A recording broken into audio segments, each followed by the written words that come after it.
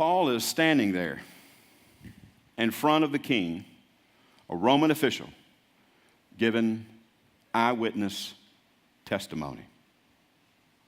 King Agrippa doesn't want to hearsay. He doesn't want hearsay. He doesn't want somebody coming up saying, I heard Paul say this, or I saw Paul do this, or somebody close to me said that Paul was teaching in the synagogue, or the other day there was a whole crowd that came and said Saul was doing this or Saul was doing that.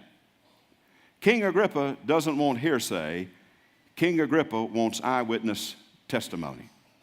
Now, in a court of law, if you really want to get the truth, most judges, most prosecuting attorneys don't want hearsay. Sometimes it's admissible under certain circumstances. But most of the time, if you really want to bring out the subject and the truth, you want an eyewitness account or you want an affidavit and you want eyewitness testimony. You want sworn testimony. I saw this. You don't want somebody saying, Sally said Tom was in town. That's hearsay. Sally said Tom was in town.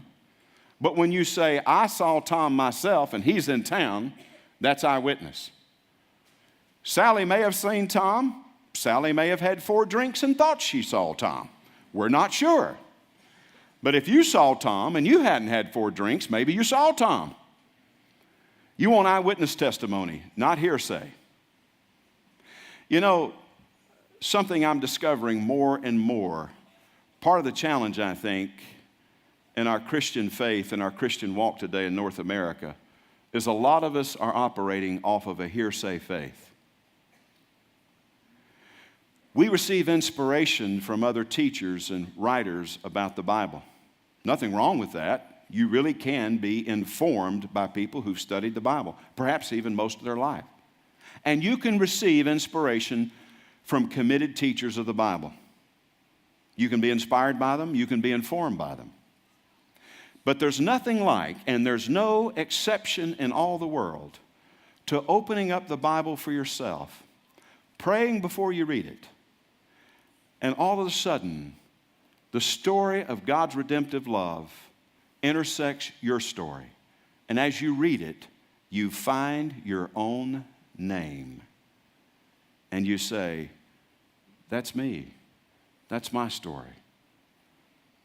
That's how I've gotten off path. That's how I've begun to think or began to mistrust God. That story of Naomi and Ruth, that's my story. That story of the prodigal son, that's my story. That story of blind Bartimaeus that was wanting healing in his life no matter what and was willing to do anything to get it, that's my story. There's something powerful that happens when you and I have an eyewitness encounter with Christ.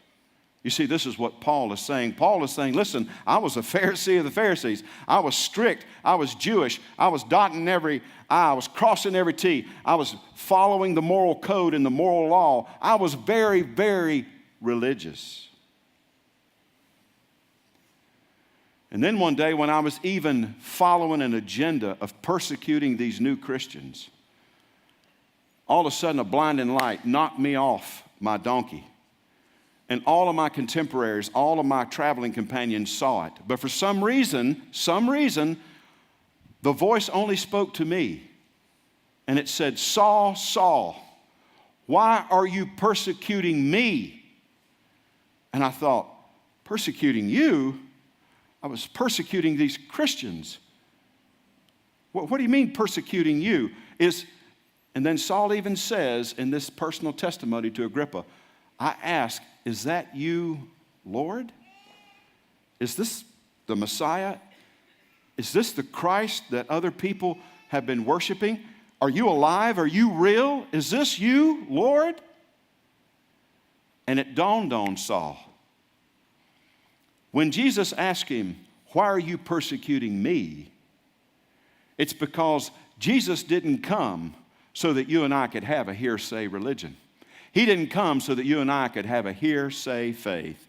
He came so that you and I could have a one-on-one, personal, eyewitness faith and walk with the Son of the living God, who spoke one day and creation came into existence, the Son of God who left heaven and came to earth, the Son of God that took your sins and my sins upon the cross, the Son of God that came to redeem us, forgive us, renew us, and regenerate us, and deliver us from addictions, from pain, from hurt, from brokenness in the past, and restore us to a right relationship with God. Why are you persecuting me? Jesus takes the persecution of his church seriously and personally. Why? Because he came to give us personal salvation. He came as a person to be in a personal relationship with you and me. He doesn't want you to have hearsay faith. He doesn't want you to have faith through your mom and dad. You may have had a wonderful mom and dad. You may have had a godly father or mother, and they may have inspired you to live the faith. But you can't make it to heaven on the faith of mom or dad. You can't make it to heaven on the faith of a sister or a brother or a grandmother or a grandfather. You can't make it to heaven on hearsay faith. Hearsay faith can be incredibly helpful. Let's not underestimate it. Let's not underappreciate it. It encourages us to see other people and hear their testimonies. But there comes a time when each of us must say, like the Apostle Paul is saying here in front of Agrippa, I know what I know, I believe what I believe, because I have experienced the personal forgiveness of Jesus Christ. If anybody deserved to be eternally separated from God, it was me, because I was persecuting these Christians. Jesus appeared to me in person and said, Saul, stop persecuting me. I'm alive, and I've got an assignment for you. And from this day forward, I want you to be my messenger, my ambassador for the faith that I died for and the faith that changes lives. And from that day forward, Paul became a different person.